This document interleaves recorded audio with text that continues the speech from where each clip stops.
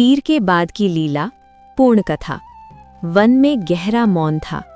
चंद्रमा की शीतल रोशनी पीपल के पत्तों से छनकर नीचे गिर रही थी।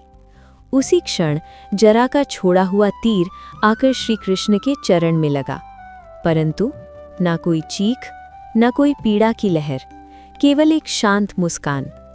जरा जब पास आया तो उसके हाथ कांपने लगे। धनुष उसके हाथ से गिर गया।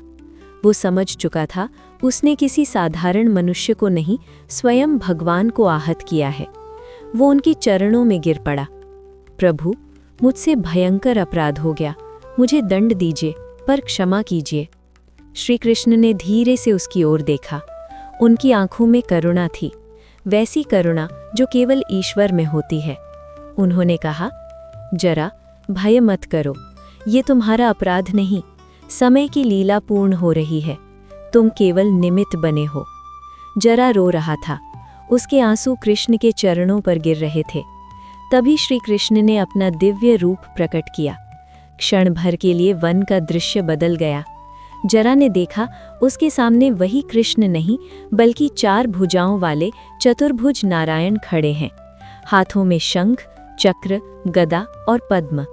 आकाश में मधुर दिव्य ध्वनि गूंज उठी। वन की हवा स्थिर हो गई। जरा की आंखों से भय समाप्त हो गया। अब वो कांप नहीं रहा था, वो स्तब्ध था। श्री कृष्ण बोले, तुमने पूर्व जन्म में वानरराज बाली के रूप में मुझे वचन दिया था। आज वो कर्म पूर्ण हुआ। अब भय त्यागो और शांत मन से जाओ। जरा ने सिर झुकाया। वो धन्य हो चुका था। योग द्वारा देह त्याग। इसके बाद श्री कृष्ण पीपल के वृक्ष के नीचे स्थिर होकर बैठ गए। उनकी श्वास शांत थी, उनका मन योग में लीन हो गया। धीरे धीरे उनका तेज बढ़ने लगा। वो प्रकाश बाहर नहीं फैल रहा था, वो भीतर समाहित हो रहा था। वन में मौन था, केवल पत्तों की हल्की सरसराहट।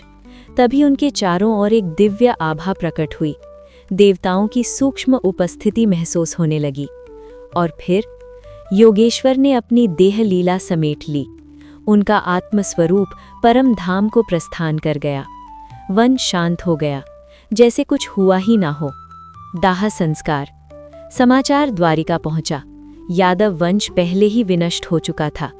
शेष लोगों ने उनके पार्थिव शरीर का विधिवत संस्कार किया। चिता सजाई गई, वेद मंत्र गूंजे, अग्नि प्रज्वलित हुई, लपटें उठीं, पर वातावरण भारी नहीं था, वो अलौकिक था। जब अग्नि शांत हुई तो कुछ परंपराओं के अनुसार एक रहस्यमय तत्व पूर्णतः भस्म नहीं हुआ।